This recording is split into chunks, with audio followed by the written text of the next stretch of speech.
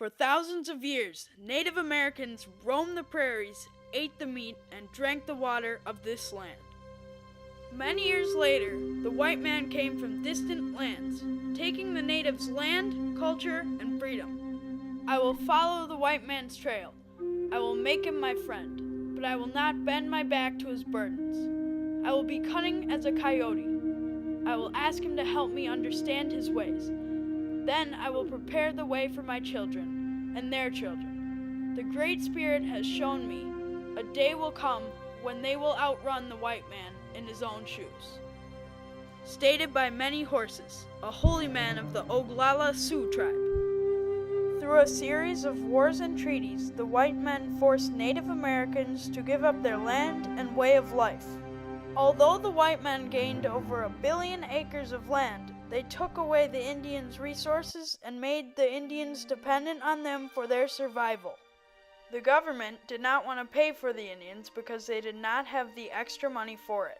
So, the government used the strategy of incorporating the Indians into the white society to now force the Indians to take care of themselves. Kill the Indian in him and save the man. So said Captain Richard Pratt. Pratt's solution to the Indian problem was total assimilation into white civilization through formal education.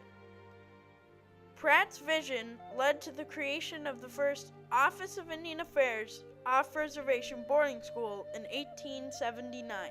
As early as the 16th century, missions established by the Christian Church separated Native American children from their families in order to Christianize and civilize them. In 1819, Congress passed the Indian Civilization Act, giving $10,000 to churches to continue their work in the mission schools. This was the start of the policy of assimilation through education. In the late 1800s and early 1900s, the U.S. government attempted to take away Indian culture and replace it with white culture, and it did so with some success. Hoping to remedy the problems that the treaties hadn't fixed, the government had to find a different way to deal with Indian nations other than warfare. One government official estimated it cost $1 million to kill an Indian in warfare, but only $1,200 to give an Indian child an 8-year education. In 1870, Congress allocated $100,000 for Indian education. It was believed that the elimination of native languages was the key to assimilation and civilization. The concept of large boarding schools to teach vocational skills was fast gaining acceptance. However, Native Americans wouldn't share this triumphant view, as the boarding schools would bring mostly tragic outcomes for the students, their families, and their tribes. Not all battles in Native American history were fought on the battlefields of war. The youngest Native Americans were sent unwillingly to fight their own battles at the boarding schools. Thousands of Indian children boarded trains to faraway schools, traveling towards the demise of many aspects of their culture. Aaron Birdbear, a descendant of boarding school students, tells about the costly Indian problem. And so the United States is trying to get out of its budgetary concerns. It's like, well, if we have to feed, clothe, and house these people, that's really expensive. But if we turn them into American citizens and terminate their tribal identities, then we're off the hook, and we're not going to have to pay for it. And so it was just a system of essentially getting out of the treaty obligations that they'd engaged themselves in dispossessing American Indians of their ancestral homelands. In 1873, the Commissioner of Indian Affairs remarked that it was well nigh impossible to teach Indian children the English language when they spent 20 hours out of 24 in the wigwam. The first federal off-reservation boarding school was the Carlisle Industrial School, opened in 1879 in an abandoned Army barracks in Pennsylvania. Interestingly, Headmaster Pratt personally liked the Indians, but felt he knew what was best for them. In its first year, Carlisle enrolled just 82 students. Over time, more than 10,000 Native American students from many tribes attended Carlisle. The General Allotment Act of 1887 established a system of off-reservation boarding schools. As the 19th century came to a close, the number of schools had increased to 25. Not surprisingly, the Native students faced many challenges at the highly regimented schools, like being forced to speak a foreign language, cut their hair, and wear uncomfortable clothes, like being forced to stay away from their families for months or even years. If students spoke their native language or committed another wrongdoing, they were often beaten or subjected to other harsh punishment. Disease spread quickly in the overcrowded dormitories. Many students died from tuberculosis, smallpox, and even homesickness. Many students ran away. One goal of the assimilation policy was to train Native American children so that they would no longer be wards of the government. Indian students worked long hours. Boys worked in the shops or the fields. Girls worked in the laundry or the homekeeping shops. Older students were sent on outings to work for white families so that the schools could share their meager earnings.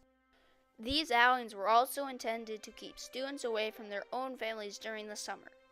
One of the most significant tragic results of the off-reservation boarding school system was the loss of native culture. Indian children forgot their traditions because of new names, a lack of Indian parental guidance, and the loss of their native languages and customs. These tragic effects did not fade away over time.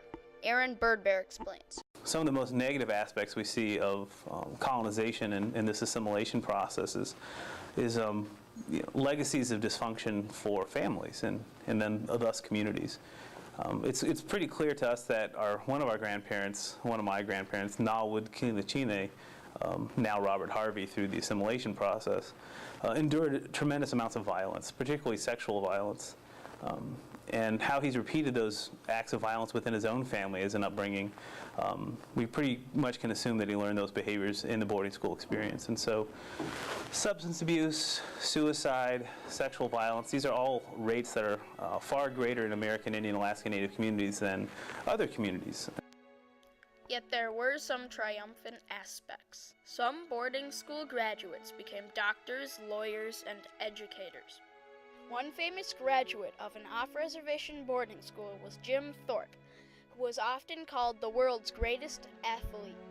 Many male and female Indian students found success in sports. One positive effect of the schools was surely unintended. At the schools, members of different tribes became friends. In years to come, these alliances helped to unify many tribes. Ironically, former students learned to use the tools of assimilation as weapons to fight for Native American rights.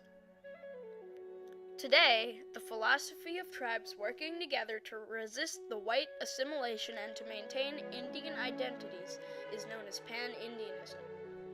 A 1928 government report criticizing Indian education brought about the eventual end of the off-reservation boarding schools. The Merriam Report pointed out the problems and failings of the schools and encouraged the keeping of Indian culture. Federal off-reservation boarding schools rapidly began to close. Indian students now attended public schools, reservation schools, and some church boarding schools.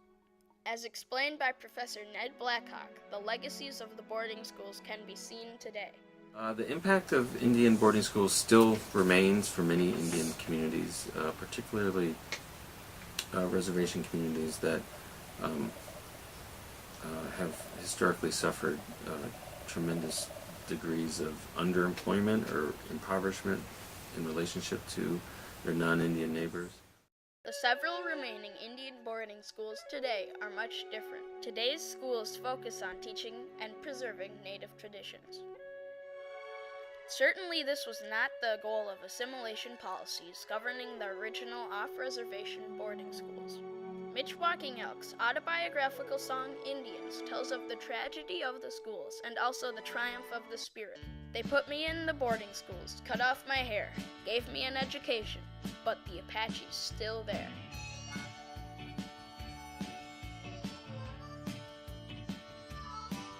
The white man, he came from a faraway land,